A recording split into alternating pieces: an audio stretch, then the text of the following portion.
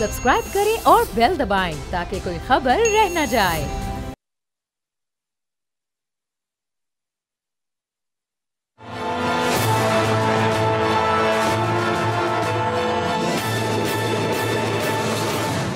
अस्सलाम वालेकुम, मैं और बाब जहांगीर। आप देख रहे हैं तज्जिया और 14 अगस्त की बहुत बहुत आप तमाम लोगों को मुबारकबाद। जश्न आज़ादी की खुशियाँ आप सबको मुबारक हों और इसको भरपूर तरीके से सेलिब्रेट भी करें, चूँकि खुशी का मौका है, ख़ास मौका है और हर ख़ास मौके पर हम तज्जिया में आपके लिए ख़ास मेहमानों को लेकर आते हैं। और आज भी हमारे साथ दो बड़े ख़ास हीरोज़ मौजूद हैं, लेकिन उनका तारुफ करवाने से पहले, चूँकि अभी पेरिस ओलंपिक्स में जेवलिन थ्रो के मुकाबलों में अरशद नदीम ने एक तारीख़ रकम की है और कई साल कई दहाइयों पुराने रिकॉर्ड तोड़ दिए हैं और गोल्ड मेडल हासिल करके वो कारनामा अंजाम दिया है जिसको अभी मुद्दतों ये कौम याद रखेगी। और शायद ये नुक्ता आगाज़ है पाकिस्तान की खेलों के शोबों में तरक्की का, पाकिस्तान के उस सफ़र का जो कि इससे पहले रुका हुआ था और हमने 1992 के बाद से कोई मेडल हासिल करने के हम करीब भी नहीं पहुंच सके थे। तो ज़रा ये कि जो छोटा सा सफ़र, ये छोटा सा तो नहीं, सालों के हिसाब से तो बहुत तवील है, लेकिन मेडल्स के हवालों से ये बड़ा छोटा सफ़र है। और 1947 जब पाकिस्तान ने कामयाबी हासिल की, उसके 9 साल बाद जब पाकिस्तान ने पहला मेडल हासिल किया, तो ये ज़रा चंद एक चीज़ें और चंद एक मेडल्स की जो तफसील है वो आपके सामने रखते हैं। फिर मेहमानों से हम ज़रा गुफ्तगू करेंगे, चूँकि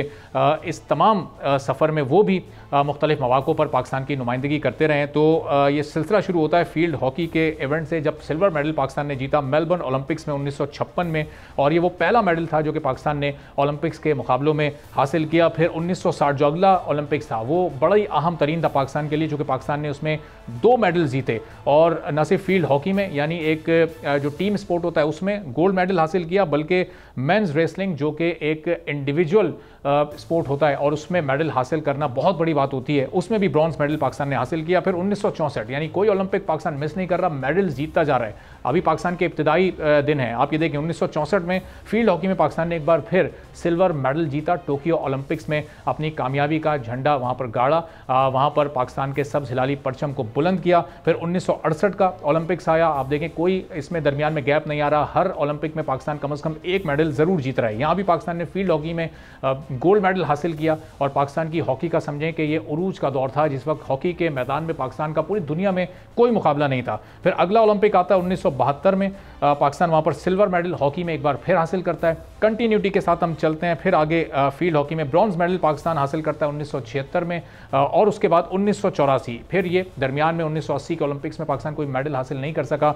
1984 में लॉस एंजलिस में ओलंपिक्स में पाकिस्तान हॉकी में एक बार फिर गोल्ड मेडल हासिल करता है और ये दरअसल वो आखिरी मौका होता है जब पाकिस्तान ने गोल्ड मेडल हासिल किया। उसके बाद एक तवील अरसा पाकिस्तान गोल्ड मेडल से महरूम रहा। 1988 के ओलंपिक में मेंस मिडिल वेट बॉक्सिंग में सैयद हुसैन शाह पाकिस्तान के लिए ब्रॉन्ज मेडल हासिल करते हैं। फिर 1992 में बार्सिलोना ओलंपिक्स में पाकिस्तान ब्रॉन्ज मेडल हासिल करता है हॉकी के इवेंट में, और ये वो दरअसल आखिरी मौका था जब पाकिस्तान ने कोई भी मेडल ओलंपिक्स में हासिल किया। फिर 32 साल का एक तवील इंतज़ार किसी भी मेडल के लिए, और गोल्ड मेडल के लिए 40 साल का तवील इंतज़ार अरशद नदीम ने ख़त्म किया जब उन्होंने नीरज चोपड़ा और दीगर तमाम अपने मुखालफिन को पिछाड़ दिया और 92 मीटर से भी ज़्यादा की लॉन्ग थ्रो करके वो कारनामा अंजाम दिया जो कि इस वक्त पाकिस्तान के लिए पूरी दुनिया में फ़ख्र का बाइस बना है। तो इसी मुनासबत से ज़रा ये भी आपसे शेयर कर लें कि इंडिविजुअल स्पोर्ट्स में पाकिस्तान ने अभी तक 3 मेडल हासिल किए। ये पहला गोल्ड मेडल था जो कि इंडिविजुअल स्पोर्ट में हासिल किया गया, और इससे पहले जो 2 इंडिविजुअल मेडल पाकिस्तान को हासिल हुए वो गोल्ड नहीं थे, वो ब्रॉन्ज थे। टीम स्पोर्ट में पाकिस्तान 8 मेडल जीता है। हॉकी के मैदान में मुसलसल कामयाबी के झंडे गाड़ता आया, लेकिन पिछले कुछ अरसे से सिलसिला रुका हुआ था।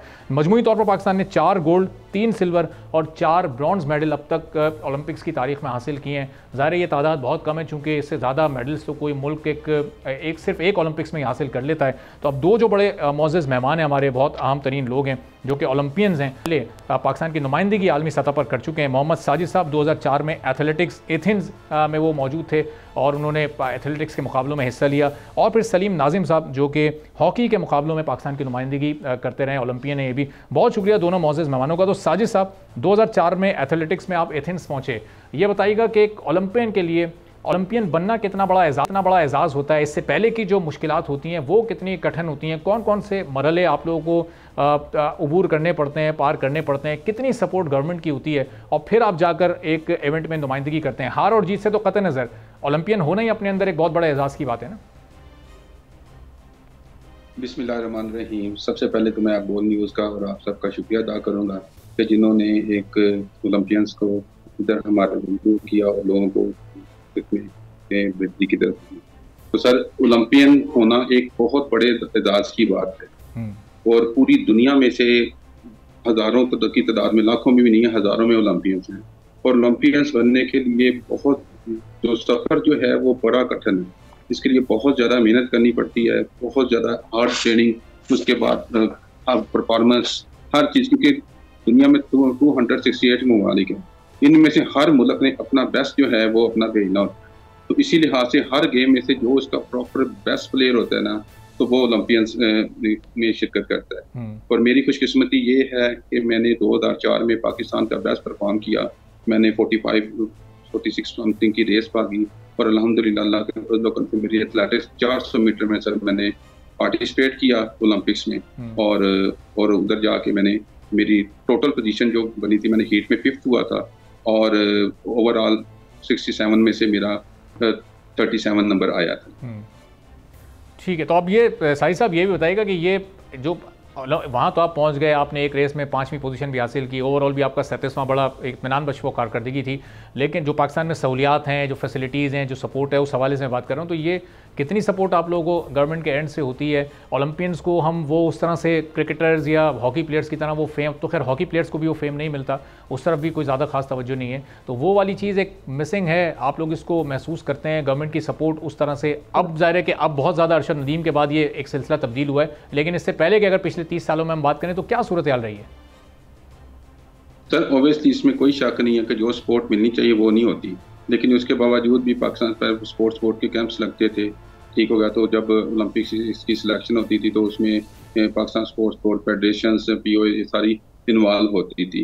लेकिन आपको पता है कि जब आप कंपटीशन करने, ओलंपियंस जो है ना वो पूरी दुनिया प्लान करती है, वो 4-4 साल प्रॉपर उनकी ट्रेनिंग होती है, यूरोप में होती है, अमेरिका में होती है, ठीक है, जहाँ जहाँ पे उनकी होती है ना। तो हमारे इधर ये है कि जिस तरह क्रिकेट को फेम मिलता है, इस तरह हम बाकी गेमों को फेम नहीं मिलता। अब अरशद की ही मिसाल लगा लें कि जब वो ओलंपिक्स पे गया है तो किसी को भी नहीं था पता, ना उसको कोई छोड़ने के लिए गया था, ना कुछ, उसका खुद का अपना भाई और उसका कोच वो उसके साथ थे, वो उनको वहाँ पे छोड़ के आए हैं जहाँ से उन्होंने अपना सफर का आगाज किया। तो जब अल्हम्दुलिल्लाह उसने एक ऐसा टारगेट किया कि जो unbelievable, out class, remarkable performance, Pakistan history की इससे बड़ी परफॉर्मेंस नहीं है। ठीक है, ये खुदा ने हमें गॉड गिफ्टेड दिया, ये मेडल जो है ये अल्लाह ताला ने दिया, और उस बच्चे की मेहनत, जिसने उसने मेहनत किया, जिसने उसने मुश्किलात बर्दाश्त की हैं, और उसके अलावा वो डिटर्मिनेशन रहा, अपने आप में इरादतन पुख्ता रहा, अपने ज़हनी तौर पे बहुत स्ट्रॉन्ग था, और उसने मेहनत करके और हम सबको ये तोहफा ला के दिया है। मैं समझता हूँ पाकिस्तान की हिस्ट्री में इतनी बड़ी परफॉर्मेंस किसी की नहीं आई। ठीक है, चलें साहिद साहब, मैं ज़रा वापस भी आपकी तरफ आता हूँ, ज़रा सलीम नाजिम साहब को भी हम गुफ्तगू में शामिल करते हैं। सलीम साहब, 1956 में हॉकी का पहला गोल्ड मेडल, 1992 में आखिरी गोल्ड मेडल जो कि 8वां था, ये 36 सालों में हमने 8 मेडल्स तवातुर के साथ हासिल किए, एक आध उसमें ओलंपिक हमारा मिस हुआ। ये उसके बाद पिछले 32 साल में हमारी हॉकी कहाँ खो गई? क्यों हम ये विक्ट्री स्टैंड पर नहीं आ पा रहे? क्यों हम किसी रनर अप पोजीशन पर नहीं आ रहे? कोई ब्रॉन्ज भी नहीं जीत पा रहे? क्या वजूहत रही इसकी आपके नज़दीक? ये बड़ा अच्छा आपका सवाल है कि अभी हम अरशद नदीम के गोल्ड मेडल जीतने की सूरत में ये तो कह रहे हैं कि हमने आखिरी गोल्ड मेडल 40 साल के बाद जीता, और आखिरी मेडल जो ओलंपिक्स में वो 92 के बाद जीता। लेकिन इसके मुहर्रकात को जांचने के लिए कोई अभी तक गवर्नमेंट की सतह पर ना कोई इंक्वायरी का हुक्म हुआ, ना किसी का इस तरफ ख्याल है कि इनको कौन पूछेगा, क्या देखेगा। अगर कुछ ना कोई तो इसका जिम्मेदार है, कोई इदारा जिम्मेदार है, कोई फेडरेशन जिम्मेदार है, कोई लोग जिम्मेदार हैं। मेरे अपने ख्याल में सबसे बड़ी बात जो ये है कि हमारे यहाँ किसी भी खेल का हम उसमें मेडल लेते रहे हैं या ले सकेंगे, उसका इंफ्रास्ट्रक्चर जो है वो एग्जिस्ट नहीं करता। ये अल्लाह तवक्कल है, ये अल्लाह ताला की खास अनायत है कि पाकिस्तान कोई ना कोई किसी ओलंपिक गेम में, वर्ल्ड कप में, क्रिकेट में, हॉकी में, एथलेटिक में, रेसलिंग में, स्क्वाश में कोई इंडिविजुअल परफॉर्मेंस दे के एक मेडल मुल्क के लिए ले आता है। अदरवाइज हमारी जो स्पोर्ट्स पॉलिसी है उसके मुताबिक कहीं अमल नहीं नजर आता। जो हमारे फेडरेशन के लोग हैं उनकी कोई पूछगछ नहीं है, कोई अकाउंटेबिलिटी नहीं है। हालांकि जो ओलंपिक्स गेम्स हैं इनके लिए government, Asian games, Olympic games, Commonwealth games, ये एंटायरली रिस्पॉन्सिबिलिटी गवर्नमेंट होती है। गवर्नमेंट उसको सारा अखराजात जो है वो बेयर करती है। इसके बावजूद जो फेडरेशन हैं उनकी जिम्मेदारी जो है वो इतनी नुमायां नजर नहीं आती, जिसकी वजह से हमारे रिजल्ट्स जो है वो अफेक्ट होते हैं कि उन लोगों को कोई नहीं पूछता।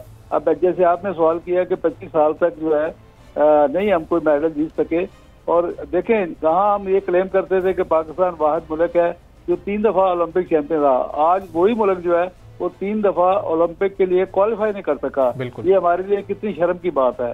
तो मैं समझता हूँ कि ये इस वक्त अरशद नदीम ने न सिर्फ हॉकी बल्कि तमाम खेल को एक्सपोज कर दिया है कि वो उनकी फेडरेशन क्या कर रही है, उनकी क्या परफॉर्मेंस है, वो कितनी ग्रांट गवर्नमेंट से ले रहे हैं, उन ग्रांट्स का कौन हिसाब पूछेगा, उन ग्रांट्स का कौन हिसाब देगा।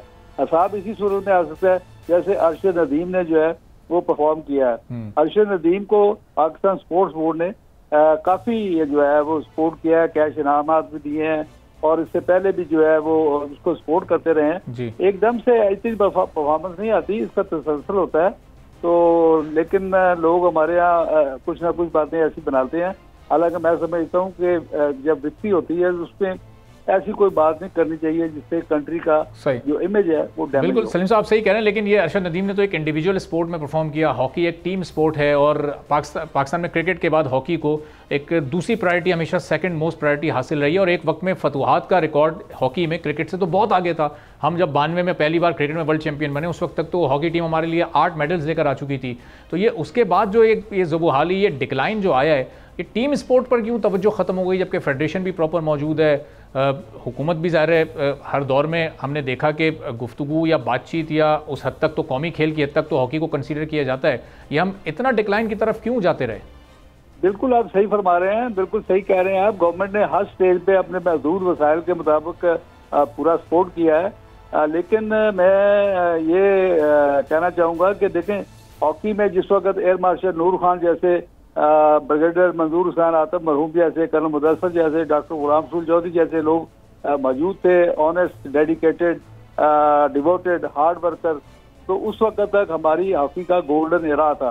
अब बदकिस्मती से कुछ ऐसे लोग जो वो पता नहीं, अब तो कोई आप कह रहे हैं कि कुछ सियासी तौर पर या कोई लॉबी के तौर पर, या सबसे बड़ा जो हमारे एलिमेंट है हॉकी में जो बोगस एलिमेंट, जो बोगस रिप्रेजेंटेटिव हैं, बोगस इलेक्शन होते हैं, उसके नतीजे में ऐसे लोग आ जाते हैं जो कैपेबल नहीं होते। देखें पुलिस में एक सिपाही को भर्ती करना होता है तो उसका भी क्राइटेरिया होता है, उसकी छाती इतनी होनी चाहिए, उसका हाइट इतनी होनी चाहिए, उसका वेट इतना होना चाहिए।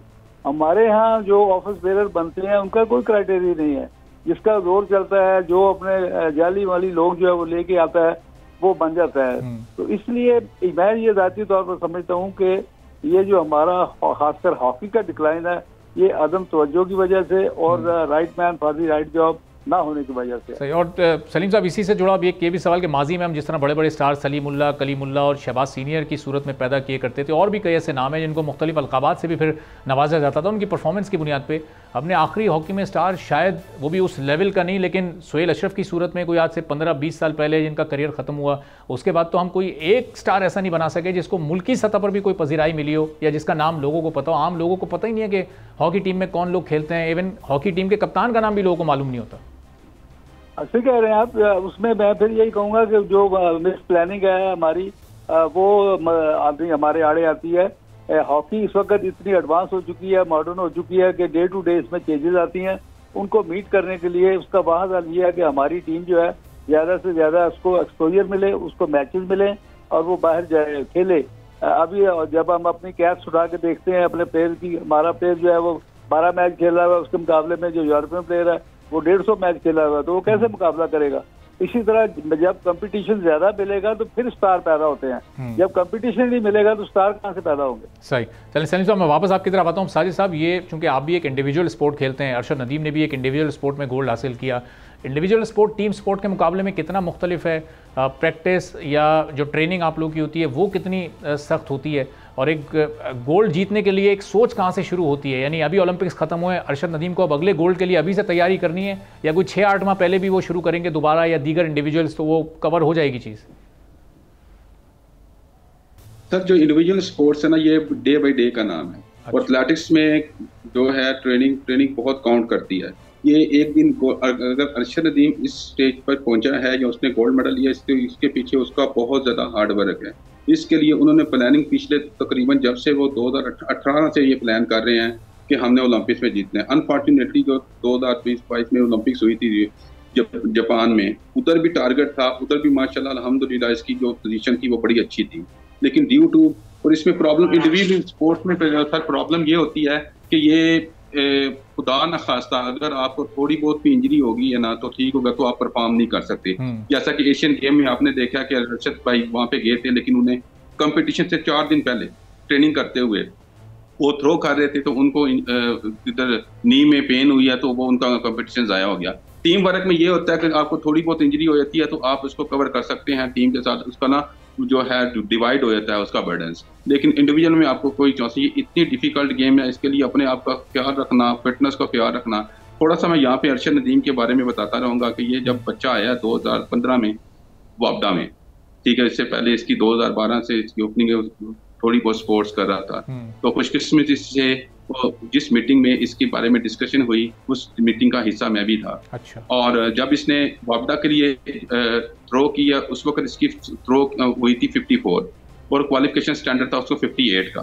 तो वहाँ पे एक कोच थे जो ज़ाहिर अजीज साहब लेस्को के कोच थे, और फयाज हसन बुखारी, तो इन्होंने कहा था कि उसका कि ये बच्चा हमें चाहिए। तो उस मीटिंग में हम भी थे, डीजी साहब थे, हमारे एक मैनेजर, हमारे एक्स-सीओ मैनेजर बशीर साहब थे एक, ठीक होगा, तो उन्होंने सब ने रिकमेंड किया कि बच्चे की हाइट ठीक है, ये बच्चा कुछ कर सकता है। सही। तो अल्हम्दुलिल्लाह उस वक्त इन्होंने ओके किया और ये वापडा का पार्ट बना, और उसके तकरीबन 1 से 2 माह बाद इसने ट्रेनिंग की, और उसी ट्रेनिंग की वजह से इसने नेशनल पाकिस्तान वापडा की तरफ से पार्टिसिपेट किया, और इसने 54 से 66 तक। और आपको पता है कि जेवलिन में 1 मीटर 2 मीटर भी जो इम्प्रूव करना ना इतना आसान नहीं होता। बिल्कुल। इसने 56 किया, और फिर अल्लाह ताला ने इसकी फतूहात का सिलसिला जारी रखा, और ये गॉड गिफ्टेड आदमी है। कोई कहे ना कि ये ऐसा है, तो ये क्योंकि आपने डे 1 से अरशद नदीम की एक प्रोग्रेस देखी है, तो एक परसेप्शन भी क्लियर करना बड़ा ज़रूरी है, जो कि हमारा पड़ोसी मुल्क क्रिएट कर रहा है कि अरशद नदीम के पास जेवलिन खरीदने के पैसे नहीं थे, उसके पास जूते खरीदने के पैसे नहीं थे, वो नीरज चोपड़ा ने और फला ने अरेंज किया। तो ये जो गलत प्रोपेगेंडा किया जा रहा है, इसको भी क्लियर करना बड़ा ज़रूरी है कि 2015-16 जबकि आप बता रहे हैं जब वापडा ने लेस्को ने अरशद नदीम को अडॉप्ट किया और अपने पास रखा, तो वहाँ से ही गवर्नमेंट की सपोर्ट का एक सिलसिला शुरू हो गया, क्योंकि वो सरकारी इदारा ही था, वहाँ की फैसिलिटीज़ ही थी, वहीं की रिप्रेजेंटेशन थी ना, जो अरशद नदीम हर इवेंट में जाकर अपने आप को पाकिस्तान के तौर पर पाकिस्तान के प्लेटफॉर्म से रिप्रेजेंट कर रहे थे। सर इसके बारे में क्लैरिफिकेशन ये देता जो कि ऐसा बिल्कुल नहीं है। अल्हम्दुलिल्लाह डे 1 से वो वापडा ने इसको ऑन किया है, और उसके बाद इसको 2018 में जब इसने एशियन गेम्स में सिल्वर मेडल दिया है, तो उसको ग्रेड 18 में प्रमोट कर दिया गया। और अल्हम्दुलिल्लाह वापडा पूरे पाकिस्तान की स्पोर्ट्स को हैंडल कर रहा है, इंटरनेशनली बहुत ज़्यादा इन्होंने मेडल्स लिए हैं वापडा के प्लेयर्स ने। और दूसरी बात ये है कि 18 स्केल में इंसान की तनख्वाह भी तकरीबन 1.5 से 2 लाख रुपया होती है, और उसके जो हमारे कैंप्स लगते हैं उसके हमें टीए बिल्स भी दिए जाते हैं उसमें हमें, और जब हम लोग मेडल जीतते हैं उसकी प्रमोशन भी दी जाती है, और उसके लिए वो भी किया जाता है। ठीक हो गया। तो अरशद नदीम को माशाल्लाह जब ये टोक्यो में, अभी पाकिस्तान की कोई पॉलिसी नहीं थी, टोक्यो में 5th होके आया, तो फिर भी अल्लाह ताला के फजल का बहुत सारे लोगों ने नवाजा। वापडा ने इसे 40 लाख दिया, 40 लाख दिया, 40 लाख टू मच है, ठीक है जी। और पाकिस्तान ने इसको सपोर्ट किया है, ठीक है, और नीरज इतनी नहीं होगी, लेकिन अल्हम्दुलिल्लाह सुम्मा अल्हम्दुलिल्लाह वापडा ने, पाकिस्तान स्पोर्ट्स बोर्ड ने, फेडरेशंस ने, पीओए ने, ठीक हो, जहां तक हो सकता है इसकी सपोर्ट की है। ठीक है। तो ये है कि इसके पीछे बिल्कुल ऐसा नहीं है कि इसके पास नहीं, वो वैसे भी बड़ा खुददार आदमी है जो अरशद नदीम है ना, तो वो ऐसी बात बिल्कुल नहीं है कि उसके पास ये ऐसा कुछ नहीं था। वो सर मैं बता रहा था कि 2018 में इसकी फतवा का सिलसिला जारी हुआ, उससे पहले इसके साथ कोच नहीं था जाया करता। तो फिर इस तरह हमारे मैनेजर थे, उन्होंने शीर साहब, उन्होंने भी को पीओए को। अच्छा सही साहब, आपका इंटरनेट कनेक्शन करे वीक, और आपको रिकनेक्ट हम करते हैं ताकि अपनी बात आप मुकम्मल कर लें। इस दौरान ज़रा साजिद सलीम साहब से ज़रा एक और मैं सवाल करूँ कि सलीम साहब, ये अब हमें अगर हॉकी का नवा मेडल जीतना है, वो तो इस वक्त एक ख्वाब लग रहा है कि हम गोल्ड तक जाएँ, ओलंपिक्स में अगले हम क्वालिफाई कर जाएं, इसके लिए हमें क्या करना होगा? हॉकी का रिवाइवल अब किस तरह से मुमकिन है जिस नैच पर हम पहुंच चुके हैं यहाँ से? देखें, इसमें अभी हॉकी के लिए मुल्क में बाज़ाहिर तो बहुत काम हो रहा है, लेकिन काम यहाँ पे करने की जरूरत है, वहाँ पे कोई काम नजर नहीं आता। वो जितने भी टूर्नामेंट हम खेल रहे हैं, वो टूर्नामेंट से 10 दिन पहले कैंप लगता है और हमारी टीम जो है वो खेलने चली जाती है। हमें फोकस करना है अपनी सीनियर टीम में, उसकी स्किल्स जो है वो बेटर करनी है, उनको हमने जो है वो उनका स्टेमिना हमने जो है इम्प्रूव करना है। जितनी हॉकी जो है, मैंने जैसे पहले आपको बताया कि इतनी हॉकी मॉडर्न हो गई है, एडवांस हो गई है, स्किल और स्ट्रेंथ और स्पीड पे हॉकी खेली जाती है। तो ये चीजें हमें डेवलप करने की जरूरत है। हम अपनी टीम को इस लिहाज से तैयार करें। हम ये नीचे काम जो हम कर रहे हैं, ये काम तो उस वक्त होता है जब ऊपर आपकी टीम चैंपियन हो, तो फिर आप नीचे नर्सरी तैयार कर रहे होते हैं। अभी आपको अपनी सीनियर टीम के लिए फोकस करना है। उसके लिए ज्यादा से ज्यादा हमें जो है वो इंटरनेशनल मैचेस जो है उनमें टीम को भेजना चाहिए। हमारे यहाँ पे कोई इंटरनेशनल एक्टिविटी में गुज़श्ता 10 साल से कोई 2006 या मेरा ख्याल है 2006 में लास्ट 4 नेशन टूर्नामेंट लाहौर में होता है। उसके बाद आज तक यहाँ पर कोई टूर्नामेंट नहीं हो सका। ठीक है। तो ये इस तरह के जब तक कंपटीशन नहीं होंगे पाकिस्तान में, या पाकिस्तान की टीम जो है वो बाहर प्रैक्टिस टूर के लिए नहीं जाएगी, और ज्यादा से ज्यादा जो फंड्स हैं वो इनको कैंप ट्रेनिंग के लिए प्रोवाइड किए जाएं। ठीक है। लेकिन वो मशरूत होना चाहिए इससे ऑडिट से, उनका जो है मशरूत होना चाहिए कि ये पैसे कहाँ पे खर्च हो रहे हैं। जैसे मैंने पहले कहा कि हमारा जो एक डिक्लाइन की मेन रीजन है कि right man for the right job नहीं है। जो लोग ऊपर बैठे हुए हैं वो मैं तो यही कहूँगा कि वो डिजर्व नहीं करते इन सीटों के लिए, क्योंकि रिजल्ट आप उस वक्त अपना साबित करते हैं जब आप रिजल्ट देते हैं। ठीक है। जब आप कोई रिजल्ट नहीं दे रहे तो इसका मतलब है कि आप इस सीट के लिए, इस ओहदे के लिए, इस मुकाम के लिए डिजर्व नहीं करते। आपके पास कोई प्लानिंग नहीं है, बिल्कुल सही, कुछ नहीं है, ना आपके पास कोई स्पॉन्सर है। तो ये सारी जो चीजें हैं ये हमारे फेलियर की निशानदेही करती हैं। सही। इनको इम्प्रूव करके ही और फिर हम फोकस करें कि पहले हमें 10 टीमों में आना है, उसके बाद हमें 5 टीमों में आना है। जब हम 5 टीमों में आ जाएंगे तो फिर हम क्वालिफाई भी करेंगे और फिर हम बेहतर परफॉर्मेंस भी दे सकेंगे। ठीक है, चलें साहिब साहब, आपकी जो बात अधूरी रह गई थी बस उसको मुकम्मल कर लीजिएगा, क्योंकि आप दोनों हमारे हीरोज़ हैं, आपकी बातों को हम अधूरा नहीं छोड़ सकते। उसके बाद बस मुझे ब्रेक की तरफ जाना है। सर यही बात कह रहा था कि फिर 2018 शुरू हो गया, उसमें एशियन गेम्स में मेडल लिया, उसमें भी हमने वापडा ने भी पाकिस्तान स्पोर्ट्स बोर्ड ने तो सपोर्ट किया। तो जब 2020 का जब ओलंपिक्स हुआ उसमें अभी के पाकिस्तान की कोई पॉलिसी नहीं है तो कैच प्राइज की, उसमें भी अल्हम्दुलिल्लाह अल्लाह के फजल करम से वापडा स्पोर्ट्स बोर्ड ने, वापडा ने ठीक हो गया, चेयरमैन वापडा ने ठीक हो, इसको 40 लाख रुपया उस वक्त भी इनके लिए इनाम अलहदा से रखा और बाकी जो है वापडा ने वो भी दिए। उसके बाद अल्हम्दुलिल्लाह इनकी ट्रेनिंग चलती, फिर ये साउथ अफ्रीका भी गए, उसमें फेडरेशन का भी इन्वॉल्वमेंट है, ठीक है, पीओए की इन्वॉल्वमेंट है, ठीक हो गया। तो उन्होंने इनको किया। और उसके बाद जब 2024 में अभी इनकी सर्जरी हुई है अरशद नदीम भाई की, फेब में मेरा ख्याल है, इंग्लैंड से इनकी सर्जरी हुई थी, तो उस वक्त तो काफी अपसेट थे, लेकिन उसके बाद जिस तरह उन्होंने अपने आप को रिकवर किया, अपने आप को किया, अनबिलीवेबल उनकी परफॉर्मेंस, मैं उनको सल्यूट करता हूँ हर साहब। उन्होंने पाकिस्तान को एक पहचान दे दी और वर्ल्ड ओलंपिक्स में पाकिस्तान का इससे बड़ा मेडल ना, पाकिस्तान की बड़ी परफॉर्मेंस किसी सूरत नहीं आई। अभी भी इसी लिहाज से अभी भी वापडा मैनेजमेंट जो है उसको, जिसमें हमारे इमदादुल्लाह मिफ्ता भी हैं, जनरल सेक्रेटरी साहब हैं वापडा स्पोर्ट्स बोर्ड के, हमारे सीईओ साहब हैं, मोहम्मद आमर साहब ठीक हो गया, तो उसके लिए कैश प्राइज उसकी माली के लिए ये कर रहे हैं। ठीक है, इंशाल्लाह ताला हम अरशद नदीम हमारा फख्र है, हमारे साथ हमारी उम्मीद और दुआ भी है कि मुस्तकबिल में और मजीद फतवात इस तरह की हासिल करें। बहुत बहुत शुक्रिया मोहम्मद साजिद साहब, सलीम नाजिम साहब हमारे साथ मौजूद है। एक छोटा सा ब्रेक ले रहे हैं, ब्रेक के बाद जब तो एक के बाद एक हमारा यौम आज़ादी और जश्न आज़ादी हम मनाते हैं, लेकिन किस तरह मुआशी मंझधार में फंसते चले जा रहे हैं, उससे निकलने का हल क्या है, एक ब्रेक के बाद इस पर बात करेंगे।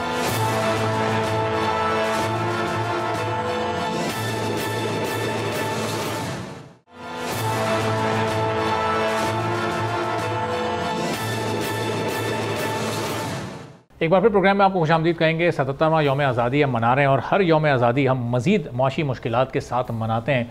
अब इस मुआशी मंझधार से हमारी जान कैसे छूटेगी, हमारे हालात, मुल्क के एक आम आदमी के हालात ख़ासतौर पर किस तरह बेहतर होंगे, हुकूमत के पास इस वक्त क्या इंटेंशन, विल या स्ट्रेटजी नज़र आ रही है, हमारे जो मुल्क के दानिश्वर हैं, जो मईशत पर बड़ी गहरी नज़र रखने वाले लोग हैं, उनसे ज़रा हम इस सिलसिले में गुफ्तगू करेंगे। नदीमुल हक साहब पाइट से हमारे साथ मौजूद हैं, माहिर माशियात भी हैं, नुमान अब्दुल मजीद साहब भी मईशत के मामलों पर बड़ी गहरी नज़र और गिरफ्त रखते हैं। दोनों मौजूद मेहमानों का इस खास मौके पर बेहद शुक्रिया मैं अदा करता हूँ। नदीमुल हक साहब, हम देख रहे हैं पाकिस्तान एक बार फिर IMF के प्रोग्राम में जा रहा है, उससे पहले हमारे एक आम आदमी पर जो बोझ पड़ा हुआ है, महंगी बिजली की सूरत में, बढ़ते हुए टैक्सेस की सूरत में, फिर मुल्क पर जिस तरह कर्जा बढ़ता जा रहा है, कोई वे आउट आपको आने वाले दिनों में नज़र आ रहा है? कोई स्ट्रेटजी, कोई विल, कोई इंटेंशन इस हुकूमत के पास मौजूद है?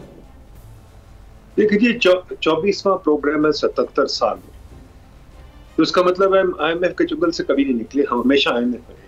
नंबर 2, पॉलिसी हम अपनी कभी नहीं बनाते हैं, पॉलिसी हम किसी बार वाले आजकल भी बुलाया हुआ है 10-15 कंसल्टिंग फर्म को वो बनाते हैं।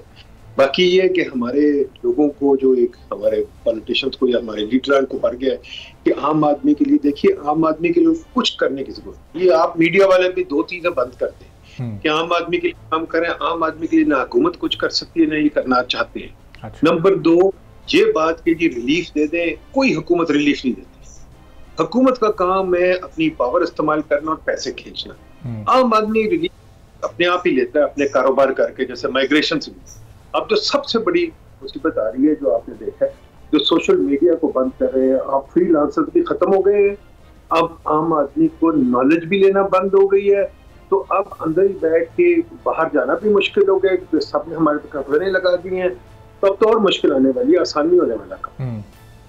तो नदीम साहब चलें, कुछ बेहतर नहीं कर सकते, कोई रिलीफ नहीं दे सकते, लेकिन कम से कम मजीद बोझ तो ना डालें। ये जो हर साल बजट में टैक्सेस का बोझ बढ़ा दिया जाता है, स्लैब्स चेंज कर दिए जाते हैं, उससे तो कमर टूट जाती है एक आम शख्स की कि वो पहले डायरेक्ट टैक्सेस दे, फिर वो इनडायरेक्ट टैक्सेस दे, फिर वो मुख्तलिफ बिजली के बिल की मद में कोई 8-9 किस्म के टैक्सेस उसमें अदा करे। तो ये टैक्सेस भर भर के उसकी तो अपनी आमदनी ख़त्म हो जाती है।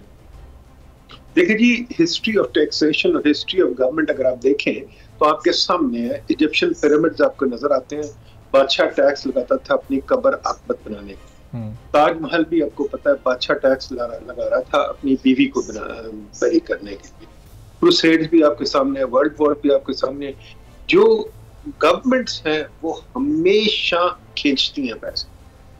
हुकूमत को खुद लोगों को अकल करनी चाहिए। जो एनलाइटनमेंट में हुआ, जो रेनेसांस हुआ, जिस वजह से गोरे आगे निकल गए, उन्होंने अपनी गवर्नमेंट को मना लिया, चाहे जैसे भी आइडिया से बातें करके जिस तरीके से मर्जी मना लिया कि रिफॉर्म कर दें ताकि एक सोशल कॉन्ट्रैक्ट बन जाए। वो हम नहीं कर सकते क्योंकि अभी हमें वो शऊर ही नहीं है। शायद अगले 100 साल लगेंगे, शायद शऊर है। अच्छा, तो नुमान अब्दुल मजीद साहब, ज़रा मैं आपको भी गुफ्तगू में शामिल करता हूँ कि हम 6-7 माह अब इस हुकूमत को होने जा रहे हैं, अभी तक कोई इनकी ऐसी इंटेंशन या ट्रैक आपको नज़र आया? इन्होंने बड़ी बड़ी इन्वेस्टमेंट की कमिटमेंट्स की यकीन दहानियाँ ली दूसरे ममालिक से, हम उसमें से अभी तक कोई इन्वेस्टमेंट आते ही नहीं देख रहे। हम IMF के प्रोग्राम में जा रहे हैं, शराइत कड़ी से कड़ी होती जा रही हैं। तो ये आने वाले 6-8 माह तो फिर हमारे मुल्क के लिए, लोगों के लिए बहुत मुश्किल से मुश्किल तर होते जाएंगे। क्या समझते हैं आप? बिस्मिल्लाहिर्रहमानिर्रहीम। देखें, जहाँ तक ताल्लुक है इसका इन्वेस्टमेंट का, देखिए इन्वेस्टमेंट आने का फिलहाल तो मुझे कोई चांस इससे नजर नहीं आता कि अभी भी पाकिस्तान की जो इंटरनेशनल मीडिया में जो कवरेज है, इंटरनेशनल न्यूज कवरेज है, पॉलिटिकली इनस्टेबल कंट्री की है। नंबर 1 बात हो गई। अच्छा, जहाँ तक ताल्लुक है कि क्या बैरून मालिक, अभी आप ये देखें कि हम जो हमारे टिपिकल इन्वेस्टमेंट की कंट्रीज है जहाँ से हम इन्वेस्टमेंट लेते हैं, सऊदीया हो गया, मुत्तहिदा अरब इमारात हो गया, चाइना हो गया, आप जानते हैं कि उन्होंने $1-1 बिलियन जो है ना हमारे पास कंट्री के अंदर रखवाए थे, जो 1 साल के लिए रखवाए थे, $1-2 बिलियन जो भी रखवाए थे पैसे। अब हम दोबारा IMF के पास एक नए प्रोग्राम में जा रहे हैं, और चूंकि हम हमेशा मुस्तकिल IMF के प्रोग्राम में होते हैं, हम दोबारा उनके पास ये रिक्वेस्ट करने जा रहे हैं कि आप जो है ना बराए मेहरबानी जो पैसे आपने सेंट्रल बैंक में रखवाए थे उसको रोल ओवर कर दें। अब आप ऐसी सूरत हाल में कि एक तरफ उनसे पैसे रोल ओवर करवाने की बात कर रहे हो, तो आप किस मुंह से उनसे इन्वेस्टमेंट मांगेंगे? नंबर 1 बात हो गई। दूसरी बात यह है कि जो मिडल ईस्ट के इन्वेस्टमेंट फंड हैं वो उनमें से कुछ ऐसे भी हैं कि वो स्ट्रेटेजिक रिलेशनशिप की बेस पे वो इन्वेस्टमेंट करने को जो तैयार भी हैं। तो हमारे पास कोई ऐसे वायबल प्रोजेक्ट इस वक्त मैं नहीं समझता कि मौजूद है जो उनको ऑफर कर सकें इन्वेस्टमेंट करवानी। देखें, इन्वेस्टमेंट जो होती है वो ग्रांट या लोन नहीं होता है। इन्वेस्टमेंट के लिए आपको एक हर चीज की कमर्शियल फिजिबिलिटी चाहिए होती है। लेकिन जो है इस वक्त अगर पिछले 2-3 सालों की बल्कि आप देखें कि इस वक्त हमारी जो FDI है $1 बिलियन की या $1.5 बिलियन की FDI बची है, जो कि ना होने के बराबर है। ये बताता है कि हमारे पास जो है इंटरनेशनल इन्वेस्टर कम्युनिटी को ऑफर करने के लिए कोई वायबल इन्वेस्टमेंट। अच्छा नुमान साहब, कतल कलामी की माजरत, लेकिन जिस वक्त ये FDI के फिगर्स आप शेयर कर रहे हैं, ये उस दौर की बात हो रही है जब हमारी FDI वापस भी जा रही है। हमने टेलीनॉर जैसी बड़ी कंपनी को वापस जाते देखा, जो कि 20 साल में कोई $3 बिलियन के करीब उसकी इन्वेस्टमेंट हो चुकी थी। जी, तो मैं ये कह रहा हूँ कि देखें, बात ये है कि इंटरनेशनल इन्वेस्टर को जब आप देते हैं ना, तो ये FDI को 1 या 2 फैक्टर्स की बुनियाद पर नहीं होती, इसको पूरा फ्रेमवर्क प्रोवाइड करना होता है। आप इसकी मिसाल ये देखें, IPPs का मामला आप देखें ना अभी। अब IPPs जो है ये इसमें फॉरेन इन्वेस्टर भी शामिल है, लोकल इन्वेस्टर भी हैं। हम हर 2-3 साल बाद जब कोई नई पॉलिटिकल गवर्नमेंट आती है, हम IPPs के मामले को लेकर बैठ जाते हैं। इसमें बेईमानी हुई, करप्शन हुई, जुल्म हुआ, मुआहदे सही नहीं हुए, जो भी हुआ, लेकिन बात यह है कि मुआहदे हुए और मुआहदे हुकूमत पाकिस्तान ने किए। अब आप ये बताइए कि अगर एक इंटरनेशनल इन्वेस्टर है, हुकूमत तब्दील होते के साथ ही हर 3 साल बाद अब उसका मुआहदे तब्दील करने बैठ जाएंगे, तो आपके मुल्क में अगेन कौन सा इन्वेस्टर होगा जो पैसे लगाने आएगा? आपको याद होगा रिकॉर्डिक के केस में बैरिक गोल्ड के साथ जो केस हुआ था, बाद में हमने अपने ताल्लुकात इस्तेमाल करके उसको खत्म करवाया। तो बैरिक के चेयरमैन ने यही कहा था कि हम पाकिस्तान में पैसे लगाने को तो तैयार हैं, लेकिन पाकिस्तान के सारे स्टेक होल्डर हमें इस बात की एश्योरेंस दे कि हमारे जो है बाद में हमें किसी किस्म की लिटिगेशन का सामना नहीं करना पड़ेगा। तो पाकिस्तान में इन्वेस्टमेंट ना आने की बहुत सारी वजूहत है। हमारे पास तैयारी नहीं है, हमारे पास एसेट्स नहीं है, हमने अपना होमवर्क पूरा नहीं किया हुआ, इंटरनेशनल इन्वेस्टर कम्युनिटी को पाकिस्तान को सेल नहीं कर सकते। और एक ऐसी सिचुएशन में अगर आप पिछले साल की ग्लोबल इन्वेस्टमेंट सोर्स की फिगर्स भी देखें तो तकरीबन जो ग्लोबल एफडीआई की फिगर है उसमें 20% के करीब कमी आई, लेकिन $1.5 से $1.25 ट्रिलियन आ गई है। ठीक है, तो ऐसी सूरत हाल में जब ऑलरेडी सिचुएशन टाइट है तो पाकिस्तान में कौन आगे पैसा लगाएगा, जबकि हमारे पास जो है प्लस आप ये देखें कि हमारी कॉस्ट ऑफ डूइंग बिजनेस आप देखें, हमारा टैक्सेशन आप देखें, एक्सट्रीमली हाई टैक्सेशन है। बिल्कुल, तो इन चीजों को पहले हमने जो होलिस्टिकली इकोनॉमिक प्लानिंग करनी है। चलिए नुमान साहब, मैं जरा वापस भी आपकी तरफ आता हूँ। तो अब नदीम उलग साहब, ये इस सिचुएशन में क्या वे आउट है? हर जो गवर्नमेंट आती है वो पिछली गवर्नमेंट पर मलबा डालती है कि पिछली गवर्नमेंट ने ऐसे फैसले किए, उनकी इकोनॉमिक पॉलिसी सही नहीं थी। क्या हमें एक long term national economic policy की ज़रूरत है, और उस पॉलिसी में कौन कौन से ऐसे पॉइंट्स होने चाहिए जो कि शॉर्ट टर्म भी हों, जो लॉन्ग टर्म भी हों, जो फौरी तौर पर कम से कम कोई हल तो तजवीज़ करें कि हाँ ये आपके जो माशी मसाइल हैं इनका हल है? देखिए जी, ये जो है ना किसी हुकूमत का कसूर, किसी हुकूमत का कसूर नहीं, मैं आज वाज़ेह तौर पे। अच्छा, ये सिर्फ हम 77 साल से जो हमारे हुकूमती, मैं क्या कहूँ, जो लीडरान का फुकदान है अकल का व्हाटएवर, ये उसका कसूर है। ये जो आप अपनी पॉलिसी उठा के लोन्स के पीछे बाहर फेंक देते हैं, और इसमें मीडिया का भी कसूर है। आपका सवाल ये होता है फॉरेन इन्वेस्टमेंट कैसे है, कि भाई आपको कितनी बारी बताया, आप खुद सोच लें, आप इन्वेस्ट कर रहे हैं इस मुल्क में? हम तो नहीं इन्वेस्ट कर रहे, कोई पाकिस्तानी इन्वेस्ट नहीं कर रहा कि पाकिस्तान उठ के बाहर भाग रहे। तो फॉरेन इन्वेस्टर क्या आपको लगता है बेवकूफ है वो आ जाएगा? यार खुदा के वास्ते मीडिया भी तो सवाल अच्छे करते हैं ना। अगर आपने इनके साथ ही देना और ये कहना कि इन्वेस्टमेंट क्यों नहीं आ रही, भी नहीं आएगी यार। हमारी इन्वेस्टमेंट की, हमारी इन्वेस्टमेंट 7% जीडीपी है। अगर आप हुकूमत को निकाल दे तो गवर्नमेंट प्राइवेट इन्वेस्टमेंट 7% जीडीपी है। हम लिख के तंग आ गए पाइप में। हमारी कंपनियां छोटी छोटी पिद्दी, जिनको हम कहते हैं स्टेट लेड पिग्मी कंपनी, शजलेशा के चूहे, इनको कौन खरीदेगा, इनको कौन इन्वेस्ट करेगा? नंबर 2, आपके मार्केट ही कोई नहीं है। नंबर 3, आपकी हुकूमत इतनी सिर पे चढ़ी हुई है, फुटनोट 80% है। आप कहते हैं कोई तजवीज नहीं, हम किताबें लिख चुके हैं इस पे सर, हम इस पे PID मैनिफेस्टो लिख चुके हैं, हम इस पे इमीडिएट रिफॉर्म एजेंडा लिख चुके हैं, हम इस पे कितनी किताबें लिख चुके हैं, 10-15 किताबें लिख चुके हैं, वीडियोस हम 500 घंटे के बना चुके हैं। अगर मीडिया भी नहीं देखता, कोई भी नहीं देखता, हुकूमत की तरफ देखना है तो कसूर हमारा है। तो नदीम साहब, लोकल इन्वेस्टर का जब तक ट्रस्ट नहीं होगा, वो इन्वेस्टमेंट जब तक नहीं करेगा, तो आप कह रहे हैं कि बुनियादी मसला अपनी जगह पर रहेगा। जाहिर है उस वक्त तक फॉरेन बाहर के लोग भी आकर फिर नहीं कर सकते। सॉरी, इन्वेस्टर का, लोकल इन्वेस्टर का ट्रस्ट, बाहर को छोड़ दें। नंबर 2, लोकल मीडिया भी तो अच्छे सवाल पूछे ना। अगर लोकल मीडिया ने वही बार बार सवाल दोहराने हैं और एक्सेप्ट करना है कि इन्वेस्टमेंट आ जाएगी बाहर से, तो फिर तो कौम कुछ नहीं सीख रही। कौम एक जहालत के फेज में बैठी हुई है, जब एक दूसरे से वही सवाल पूछते रहते हैं और ये नहीं कहते यार कहाँ से इन्वेस्टमेंट आएगी। हुकूमत का जो हालात है कि हर चीज पे तो परमिशन मांगनी है। अगर मेरी पे परमिशन देनी, वो भी अटेस्टेशन करानी है, कैसे आएगी? इसको भी थोड़ा वाज़ेह कर दीजिएगा कि लोकल इन्वेस्टर से आपकी मुराद वो प्राइवेट इन्वेस्टर है या फिर वो गवर्नमेंट में शामिल भी हो तमाम अफराद जो कि ज़ाहिर है इन्वेस्टमेंट। मैं और आप, मैं पाकिस्तान में इन्वेस्ट करने को तैयार हूँ, चाहे मेरे पास 10 रुपए हैं, चाहे 20 रुपए हैं। अच्छा। आप करने को तैयार है? हम तो यहाँ से डॉलर लेने को भागने को फिरते हैं, क्योंकि क्वाइट फ्रैंकली पब्लिक का कोई ट्रस्ट नहीं। अच्छा, मैं इन्वेस्टमेंट करना भी चाहूँ तो मैं कहाँ कर सकता हूँ? कोई जगह ही नहीं। स्टॉक मार्केट आपकी मरी पड़ी है, आपकी कंपनी इतनी छोटी छोटी, उनमें इन्वेस्ट नहीं हो सकता। एक ही चीज है, प्लॉट ले लो, प्लॉट पे भी आप टैक्स लगा देते हैं, खत्म करते हैं, प्लॉट भी नहीं इन्वेस्ट कर सकता। कहाँ इन्वेस्ट करो? गवर्नमेंट बॉन्ड्स है और क्या है। तो कौन सी चीज गवर्नमेंट ने बनाई हुई है जो इन्वेस्ट करें? गवर्नमेंट तो रियल एस्टेट मार्केट भी नहीं बनाती। गवर्नमेंट ने एग्रीकल्चर का बेड़ा गर्क किया। मैं बार बार पूछ चुका हूँ आप लोगों से, आप लोग क्यों नहीं ये सवाल आगे पूछते कि क्या पाकिस्तान सोवियत यूनियन है? अभी चीफ मिनिस्टर पंजाब ने कहा कि जी पाकिस्तान में प्राइसेस, पंजाब में प्राइसेस नहीं बढ़ेंगी। तो ये तो सोवियत यूनियन की बात है यार, ये तो यहाँ दुनिया में होना ही चाहिए। हमारे हुक्मरान आज भी प्राइसेस फिक्स करना चाहते हैं, तो जो फंडामेंटल्स हैं इस पे तो हम क्लियर हो जाए ना। ठीक है, तो नुमान साहब, ये अब प्राइवेट इन्वेस्टर को कैसे, जो लोकल इन्वेस्टर है पाकिस्तान का, उसको कैसे फिर कन्विंस किया जाए, राज़ी किया जाए? उसके लिए क्या इन्वायरमेंट क्रिएट किया जाए कि वो बाहर जाने के बजाय अपने मुल्क में अपने एसेट्स को यहाँ पर इन्वेस्ट करे, ताकि फिर वो बाहर के लोगों को भी नजर आ सके कि यहाँ पाकिस्तान की लोकल इन्वेस्टमेंट परवान चढ़ रही है? सबसे पहली चीज तो है पॉलिटिकल स्टेबिलिटी है ना। अभी भी जो है आप अपना लोकल मीडिया उठा लें, इंटरनेशनल मीडिया में पाकिस्तान की कवरेज उठा लें, वो एक इतनी इनस्टेबल कंडीशन है। तो एक ऐसी कंट्री में जिसका पॉलिटिकल आउटलुक ही क्लियर ना हो, उसमें आप जो है क्या इन्वेस्ट करेंगे? नंबर 1 बात हो गई। दूसरा, टैक्सेशन। सबसे बड़ा हमारा टैक्सेशन सिस्टम मसला है। Pakistan has one of the highest taxes in the entire reason, highest. तो ऐसी सूरत हाल में आपका बिजनेस अनफीजिबल हो जाता है। आप मुझे एक बात बताएं, तकरीबन जो है कॉस्ट ऑफ बोरोइंग एक बिजनेस की है वो तकरीबन 20-22% के आसपास है ना, समझे पॉलिसी रेट प्लस 3% है, 22% तो आपका या क्या नाम है डेट आपकी बोरोइंग कॉस्ट हो गई। उसके बाद जो है आपने जो इम्पोर्ट ड्यूटीज और सारे टैक्सेस देने हैं वो देने, मशीनरी के ऊपर, क्योंकि बनती तो है नहीं यहाँ पे। उसके बाद आप अगर इस सारी ईमानदारी से टैक्स पे करें तो आपका कॉर्पोरेट टैक्स और डिविडेंड टैक्स मिला के 40 से 45% तो डिविडेंड टैक्स बनता है और कॉर्पोरेट टैक्स बनता है।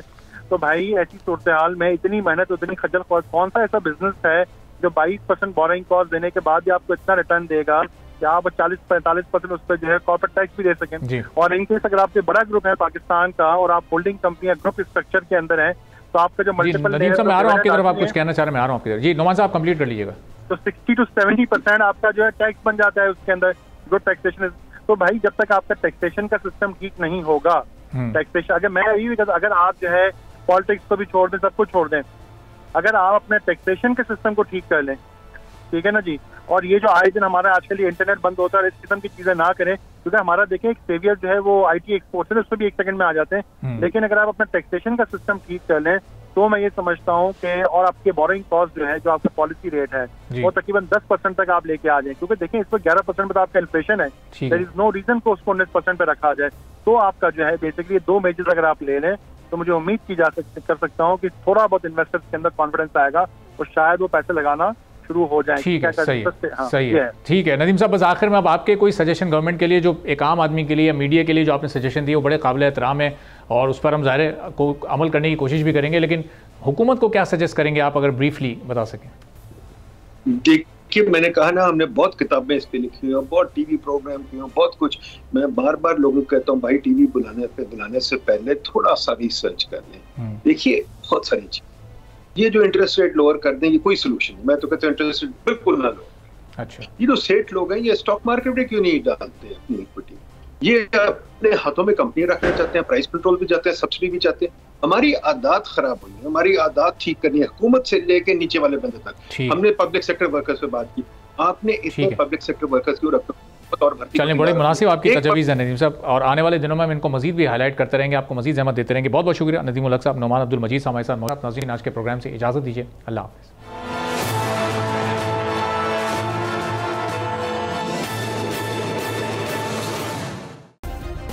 सब्सक्राइब करें और बेल दबाएं ताकि कोई खबर रह न जाए।